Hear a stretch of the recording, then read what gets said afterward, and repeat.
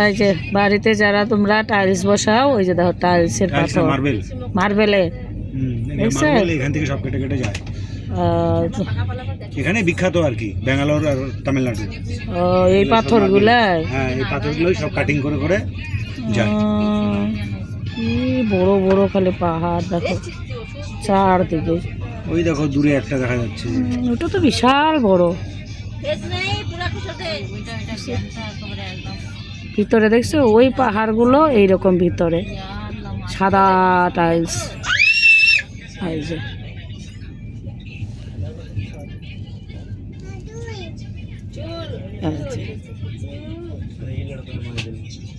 দেখছো পাথর,